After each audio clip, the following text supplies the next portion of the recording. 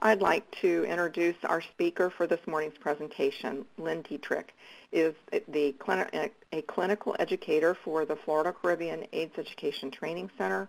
Lynn has over 30 years of healthcare experience, and in the last 13, she has been serving in healthcare as a nurse, an educator, a researcher, and a writer.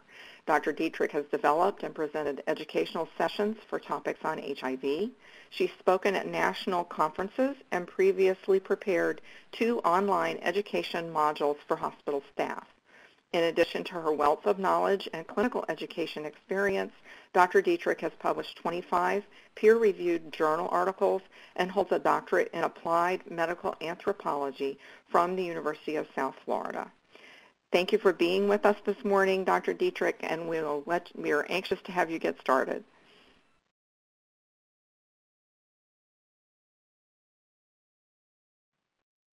Thank you, Millie. I'd like to welcome everyone to this cultural awareness session. As Millie told you, I'm a nurse and an anthropologist, and I hope that you'll really enjoy today's session and understand that this may be one of the most important sessions you listen to, because it's really going to, I think, help you learn to take care of your patients more effectively. So as a review of the objectives, upon completion of this program, you'll be able to define culture, explain how culture impacts a person's worldview, discuss the culturally and linguistically appropriate services in healthcare or class, and describe how to integrate these class standards into professional practice. Okay, so let's start out with culture. Culture is what separates us from our closest relatives, the great apes. There are multiple definitions out there, but I like to keep it simple. My definition of culture is the customs, traditions, and beliefs and language shared by a group of people. And you can also have subcultures, including organizational culture, regional cultures, association cultures. But keep these 4 components in mind as we move forward. Here's an easy-to-remember definition for culture. Culture is the thing that binds a group of people together. Of course, geography can play a role as well. People from the same area or the same country may share some or all of these components, but not always. So it's important to understand that a person's culture, not only their culture of where they're from, but also organizational culture, professional cultures can have their own customs, language, beliefs, and traditions. And think about your professional discipline. In a lot of cases, it's probably nursing or healthcare. I'm a nurse. We have our own medical terminology, our own buzzwords, and we all have gone through similar type of training and all of that. So it's really important to understand that culture is what shapes us. And as I said earlier, it's culture that distinguishes us from our closest relatives, the great apes. Another concept that's very important as we think about this is worldview. So think about what happens when you put on your sunglasses. And for those of us that live in Florida, we probably wear our sunglasses a lot. So of course, sunglasses affect the way you see things. And sunglasses impact your view of the world. So think about this sunglass analogy as we talk about the concept of worldview. Worldview is influenced by culture. We all view the world a certain way based on how we were raised and where. Worldview is a critical element as we talk about cultural awareness. So let's spend some time on worldview. Worldview is important because we all have been brought up in one culture or another. For example, those of you who are raised here in Florida, think about how you would describe Florida or Southern culture to someone outside of Florida or outside of the South. What are some of the key elements that are often associated with Florida and Southern culture? For example, in Southern culture, we tend to think of hospitality. We tend to think of friendliness. So those types of things And those types of things are very important. In my home state of Pennsylvania, where I was born and spent a lot of my adult life, people tend to be very taciturn and keep to themselves. That tends to be traits of Germanic influence, but it's very different from Florida, which is warm and welcoming. Pennsylvania is a little less so, and while people are nice, they're not as warm and welcoming and friendly on the surface until they get to know you. Some of you may have been born outside of the U.S. Think about how you would describe the place you were born to someone who hasn't been there. What are the key words that you would use in this description? Think about words like taciturn, warm and welcoming. How would you greet someone? Would you greet them by shaking hands? Would you give them a hug? And the important thing about worldview to understand is worldview really doesn't change. It forms the basis of what we believe. Worldview impacts how we see the world and make judgments. And it's not based on skin color, but it's based on culture. And there's another term I'd like to introduce you to at this time, and that's the concept of lived experience. You need to experience something to really understand it.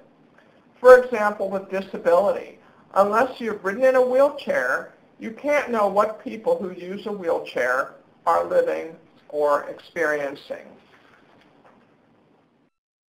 Another important concept that I want to share with you is the concept of language.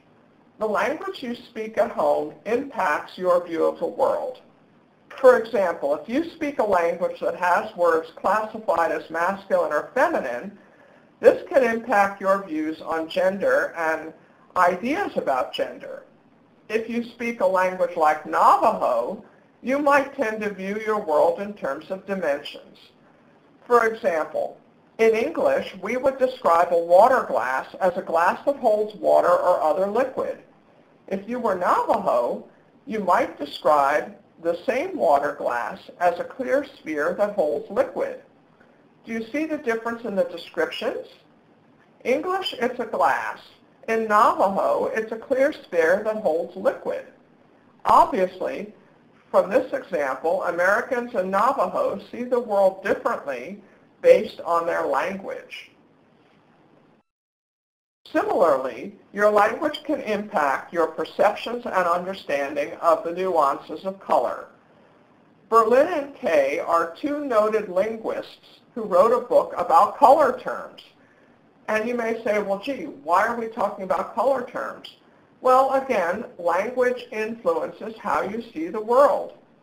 For example, some languages of people who live in tropical areas may have multiple words for the shades of green, whereas in many Eskimo languages, green is just one word with no words for variations in shades of green, since much of the Eskimo world is snowy most of the time.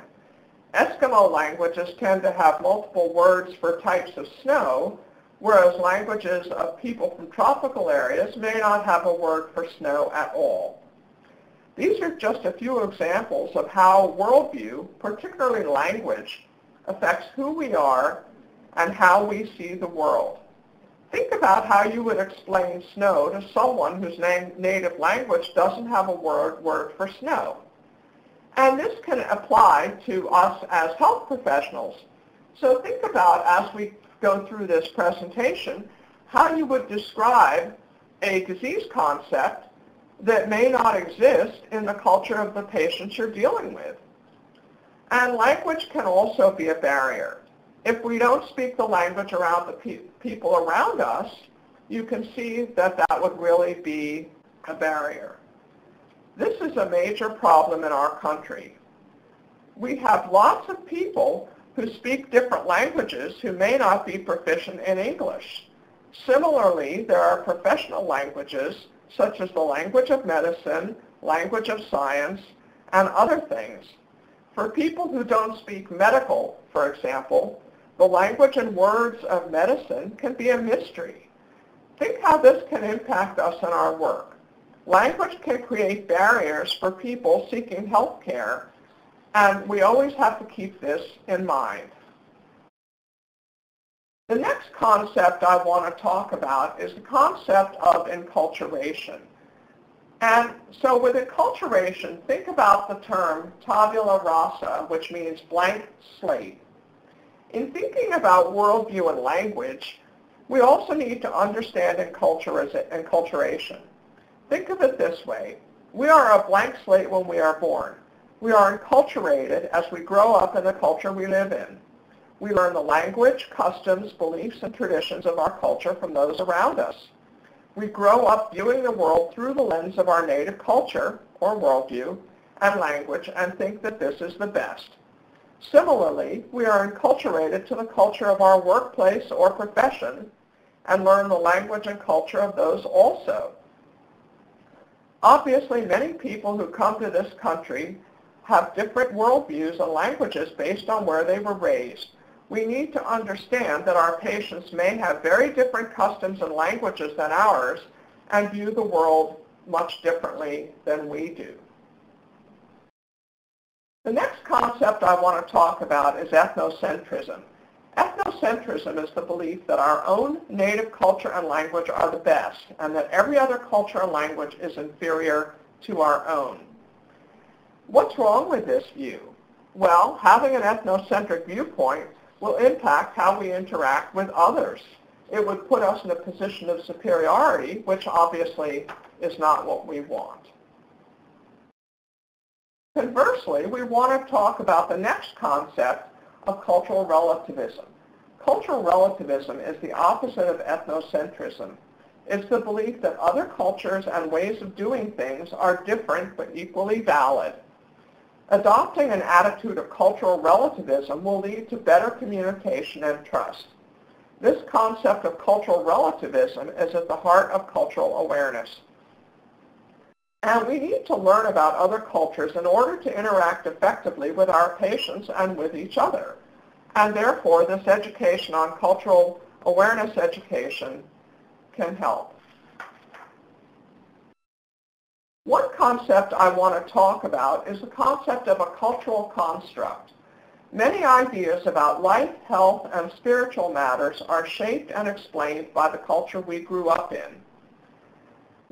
These cultural constructs sometimes differ from the scientific, so it is crucial to learn what people understand about health and illness in order to effectively help them achieve improvements in their health. Examples of cultural constructs might be things like, how does a culture define health and illness?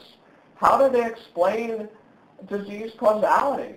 What are gender roles and what are the conventions of gender role? We have things like culture-bound syndromes. Those are illnesses that you may see only in a specific culture. And of course the supernatural and the spirit world, all of which are important when we talk about culture and illness and health. Okay, the next concept is that of an explanatory model. An explanatory model is how people from different cultures explain things around them. For example, let's talk about rain.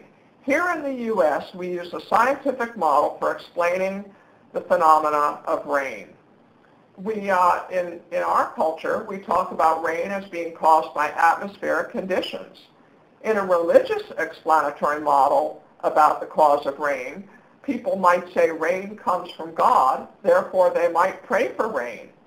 In the Navajo perspective, or the Navajo model, they explain rain as the spirits of the ancestors who died and live in the clouds, and they make it rain.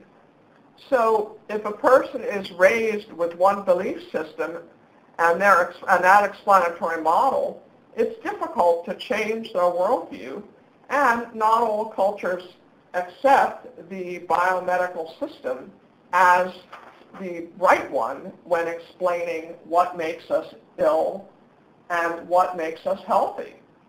So let's talk about an illness explanatory model. And I'd like to use epilepsy as an example. In epilepsy, we have a scientific or biomedical explanation. And in that explanation, epilepsy is a problem with electrical functioning in the brain. If you were from a religious perspective, then you might explain epilepsy as God challenging you or as spirit possession. And in a culture such as Hmong, they would explain epilepsy as the spirit catches you and you fall down. And I'd like to talk a little bit about the illness explanatory model. On the slide you'll see I talked about the Hmong perspective. Hmong, for those of you who may not be looking at the computer screen, is spelled capital H-M-O-N-G. The Hmong are mountain farmers from Laos in Southeast Asia, and the Hmong helped the U.S. during the Vietnam War. They provided intelligence and things like that. So obviously, after the Vietnam War ended, they were going to be persecuted for helping us, so they fled to Thailand and lived in refugee camps. And they fled, this happened around 1975, and then many of the Hmong in the refugee camps were resettled in the U.S. around 1980. So in this case, I'm going to talk about one particular Hmong family, the Lees, who were resettled in Merced, California. Now, they had a daughter named Leah Lee, who was one of their many children. I believe they had like 19 children. And Leah started having seizures. So in their Hmong perspective, these seizures were thought to be caused by the spirit. The spirits were catching her, and she fell down. They took her to a spiritist or a spiritual counselor, and they got treatment that would help get the spirits back into the correct alignment so that she wouldn't be having the epilepsy. But at the same time, they also took her to the hospital when the seizures kept happening. They took her to the local hospital. The doctors didn't understand the cultural tradition, and they started talking about EEGs and giving her pills for seizures. And the Lees didn't understand Western medicine, so they didn't follow through with the treatments.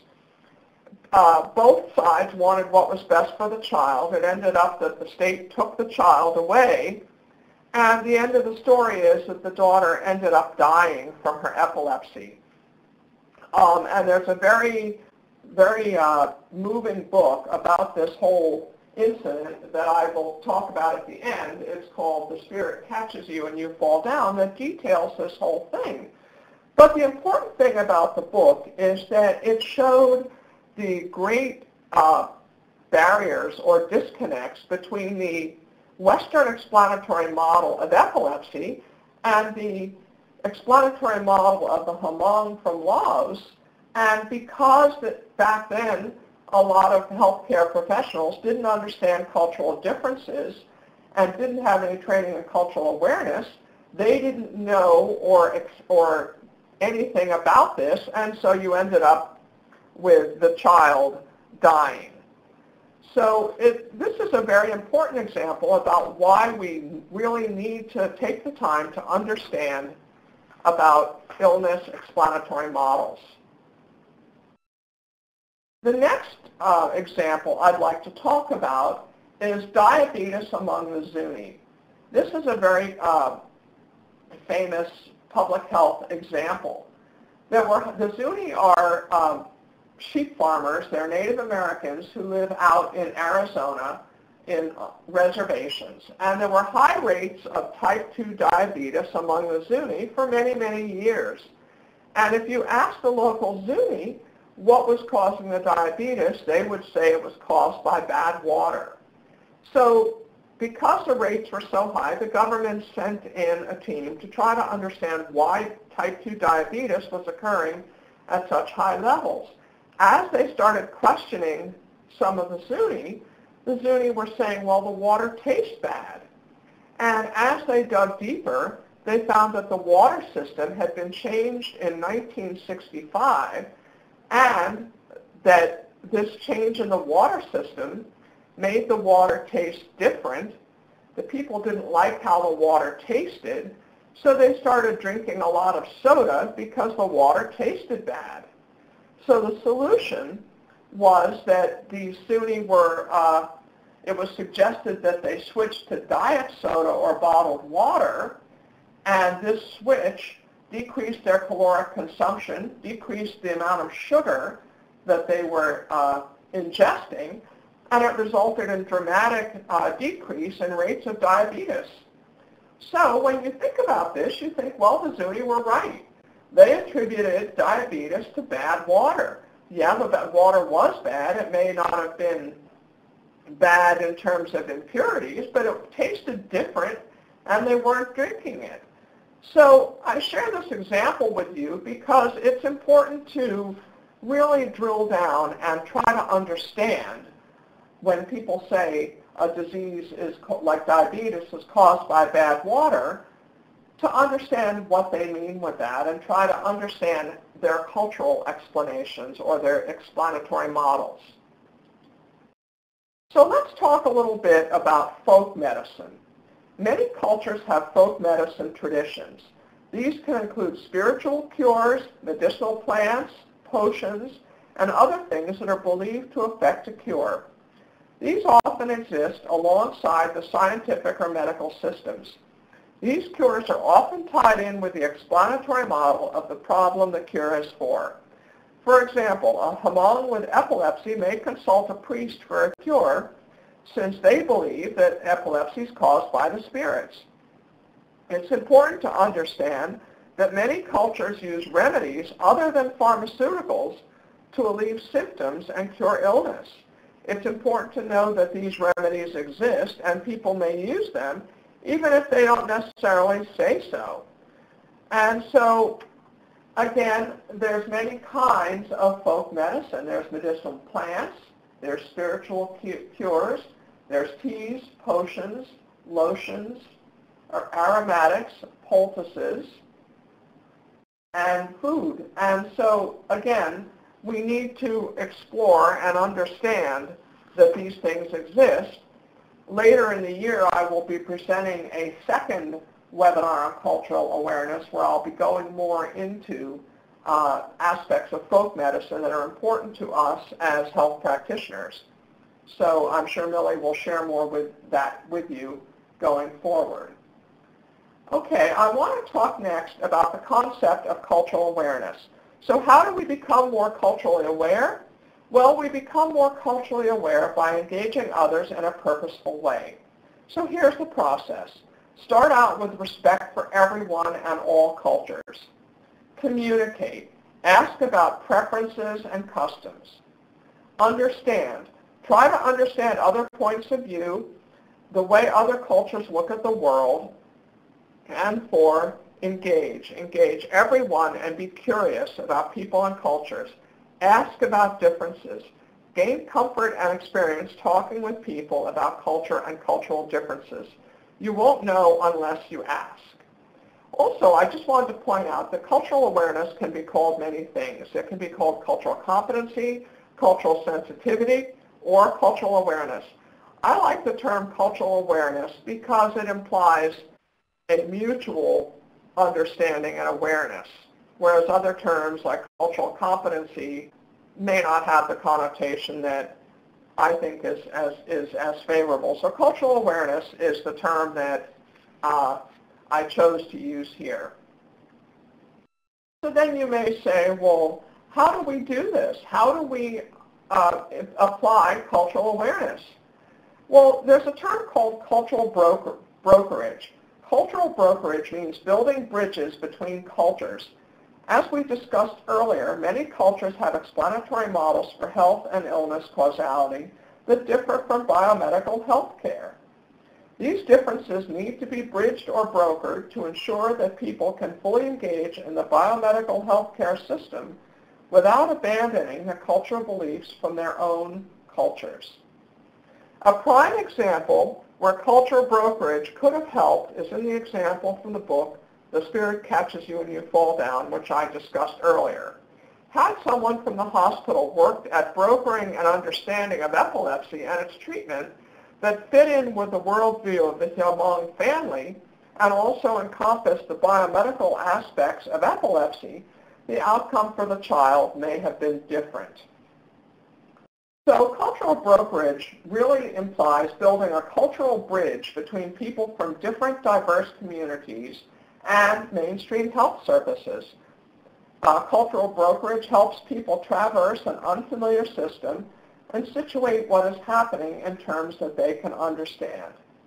And one of the principles of cultural brokerage is cultural relativism. Cultural relativism, as you may recall, means that every culture is equally important. So it is important to understand different cultures and worldviews and broker understanding. It isn't realistic in a diverse society to expect everyone to believe the same or conform to ways of the dominant culture. Sometimes there needs to be a middle ground or compromise that sometimes needs to be brokered or negotiated.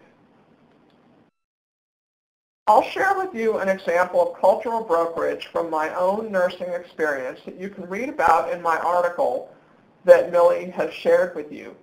In this example, I was working as an RN in a newborn nursery in a suburban hospital. At the time, I also had a master's degree in anthropology. A family of Middle Eastern heritage came in to the hospital at the birth of their son. Firstborn males in their culture were very important and thus needed to be blessed by the imam with honey to ensure a sweet life. So I was a nurse in the newborn nursery, so the father and imam came to the nursery to pick up the baby and take it to the mother's room for the blessing. When they came to get the baby, they were told that the baby needed some tests and thus had to stay in the nursery. The father understandably was upset, since the first taste the baby had must be honey in order for him to have a sweet life.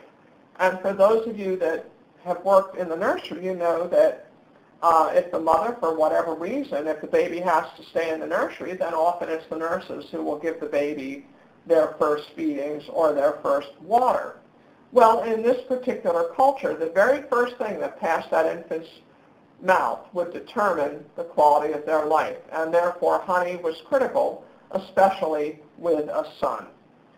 So as you will read in the article, I was able to broker a solution that was acceptable to both the physician and the family. What we did was we arranged to, we talked to the imam about the honey because the main objection was that honey might be impure. He assured me that he had his honey from a special stock that was not used for anything else, and that it was the highest quality honey that there was. And the father was adamant that this child had to have the honey blessing, and if not, they were going to sign the child out AMA. So I went to the doctor and I explained to her about the honey blessing and the reasons behind it and how important it was for this family, and how the honey blessing could, and if the infant didn't have a honey blessing, it could impact his entire life in terms of the belief system of the family. So the doctor said, okay, if the family takes the baby out, as long as I don't know what they're doing in the room, then they can do what they want. So she told me, let them take the baby out. So I took the baby out to the room, dropped him off, and I said, I'll be back to get the baby in 15 minutes. Then I went back to the nursery, came back in 15 minutes. Everybody in the room was smiling. Took the baby back to the nursery. Baby had his tests. He was deemed to be healthy and was released to the family. I never asked what happened in the room, and they never said, but it was clear from the look on their faces that the baby had had the honey blessing. The physician, who turned out to be Cuban American, said she didn't realize the importance of the honey blessing until I explained it to her and helped broker the compromise.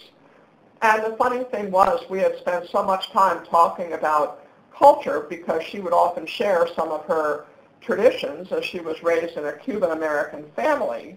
But also at this time, cultural awareness training was not being done for nurses or physicians. And it was my training in anthropology that helped me broker this compromise. So you can see it was a very simple solution, nothing earth-shattering, but it made a world of difference to the family, and it really helped them set up their son to have a healthy and happy life. So let's now talk about the class standards. CLASS stands for Culturally and Linguistically Appropriate Services in Healthcare. The purpose of the CLASS standards, these were developed by the government and through an agency of Health and Human Services called Think Cultural Health. And the purpose of the CLASS standards are to advance health equity, improve quality, and help eliminate healthcare disparities. And the standards are basically a blueprint to implement culturally and linguistically appropriate services. They're guidelines that inform, guide, and facilitate practices related to culturally and linguistically appropriate healthcare services. And we know that there are health inequities in our nation that are well documented. And so the provision of culturally and linguistically appropriate services, such as those detailed in CLASS, is one strategy to help eliminate health inequities. By tailoring services to an individual's culture and language preference, health professionals can help bring about positive health outcomes for diverse populations. The provision of healthcare services that are respectful of and responsive to the health beliefs, practices, and needs of diverse patients can help close the gap in healthcare outcomes. The pursuit of health equity must remain at the forefront of our efforts, and we must always remember that dignity and quality of care are rights of all and not privileges of a few.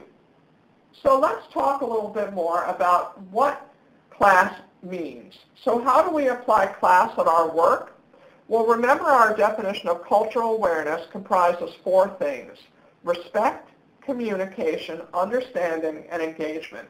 And perhaps the most important thing is not to stereotype, because while a person may be from a specific cultural group, it would be wrong to say, well, just because they belong to that group, they believe such and such. We know the basics of various cultures, but those basics are like a cookbook. The basics are a starting point. We know that experienced cooks often put their own touches on recipes. Similarly with cultural knowledge. We may know the basics about different cultures and customs, but we don't know how those are applied by our particular patients. An important thing also is to look at your organization in terms of the availability of interpreters or language line telephones and know how to use these. It's important to be able to provide a path or a roadmap to care that becomes more patient-centered and culturally aware. One way to do this is through effective communication. So here's a diagram that is important in helping us think about ensuring effective communication at every point of contact. So as you've probably figured out, effective communication is essential in working with people from different backgrounds and cultures. This chart illustrates how important it is to communicate effectively with people at every point of contact. Speaking the same language is not enough. You need to ensure that understanding is the same. Remember that many professions have their own language, particularly medicine. Do not use medical jargon when talking to patients. Don't assume patients understand. Just because they nod their heads or appear to be listening doesn't mean that they get it. And there are different communication variations that are also important when we talk about communication. Things such as conversational style and pacing. Some cultures, some languages, people speak slowly. Others, they speak so fast, it's hard to keep up. But it's important to understand that. Also, the concept of personal space. In some cultures, it's considered rude to get too close to someone. Eye contact. In some cultures, it's rude to make eye contact with someone such as a health professional. In some cultures, people don't make eye contact out of deference. And in some cultures, women won't make eye contact with men due to female modesty. Similarly with touch. It's acceptable in some cultures to touch. In other cultures, it's not. Things like hand gestures. In some cultures, hands up or pointing with the middle finger the index finger extended is considered rude. So don't give someone a thumbs up or point them in the direction that they're supposed to go, because those may be misinterpreted and be considered rude. Time orientation. Some cultures are very casual for cultures, and so people may be late, not intentionally, but because in their culture that they were raised in, time and being punctual may not be a priority. And then, of course, gender norms, ideas such as female modesty, chaperones, and males taking care of males, females taking care of females. So there's a lot of things related to what's appropriate and what's not that fall into this mix.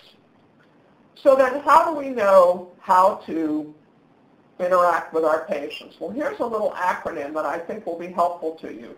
It's called Be Safe.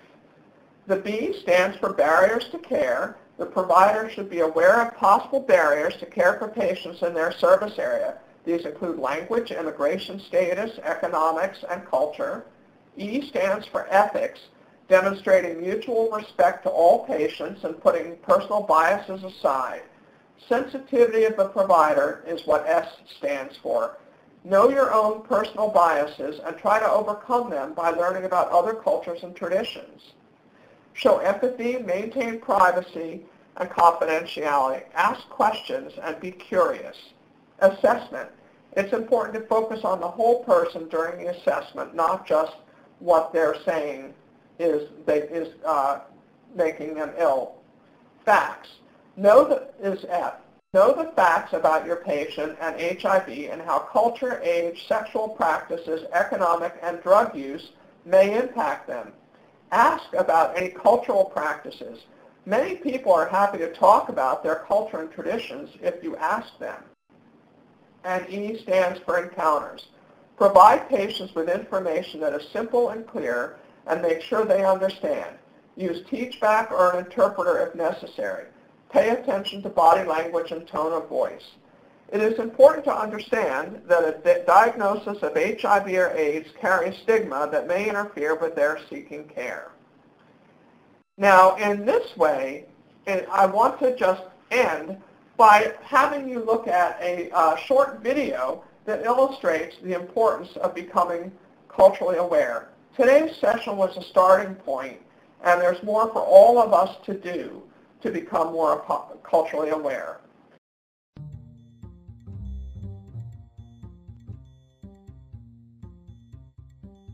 Hi, I'm a physician and I'm here to tell you that health disparities matter.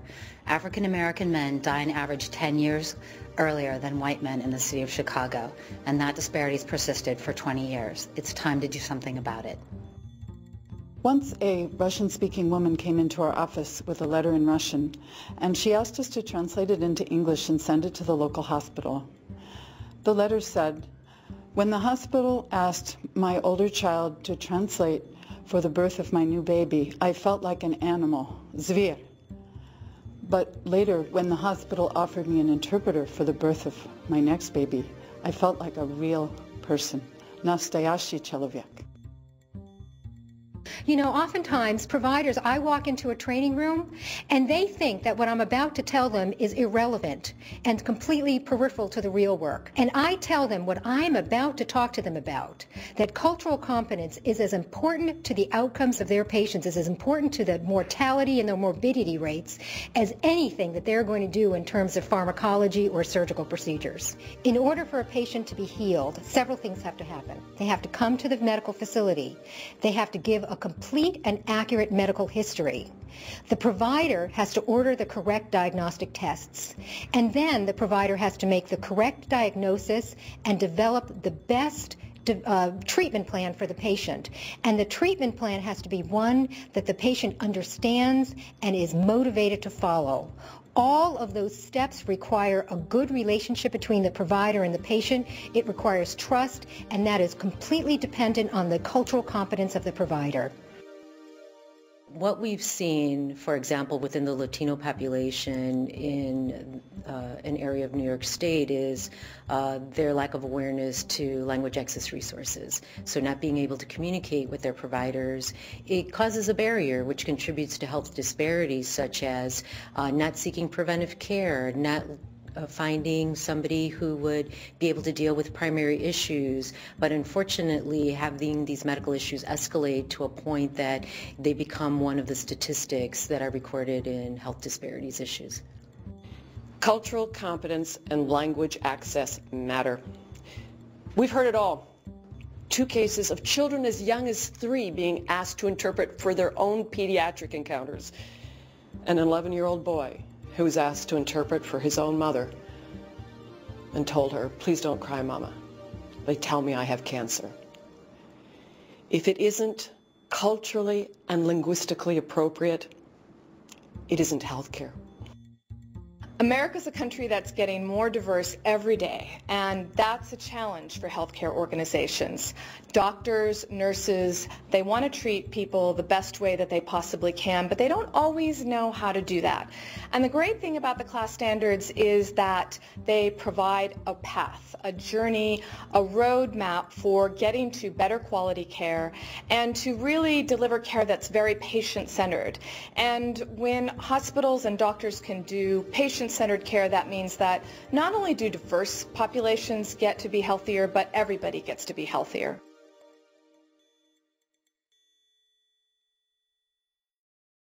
Okay, so you can see the value of the class standards. So as we wind up, if you want to learn more, there are many books I can recommend. Here are a few of my favorites that you might want to start with.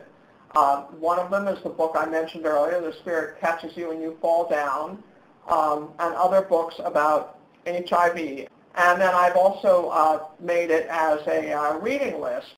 So if you want to get started in becoming more culturally aware, I hope I've been able to give you the basics of culture that will help you start to become more culturally aware. Thank you very much, and we'll now take any questions. Thank you very much, Lynn. I think in practice for Florida's perinatal HIV community, we see how the impact of culture affects compliance and adherence of our patients. And we have a very diverse type of culture in the state. We do have some questions. The first one that we have is asked, how can I learn about my patient's culture and beliefs? Okay, well, that's a really good question, Millie. And I think the easiest answer to how you can learn about your patient and their beliefs is to ask. Okay, people want to talk about their culture. Their culture is very important to them. And if you ask, they'll tell you, and you're going to learn something interesting, and you're going to also build relationship with your patients, which is really important. That's good. Do we have some other questions? I'll go on with another one that was sent to us. It says the class standards seem to like a good idea. Where can I get more information? Okay, well, the class standards are available.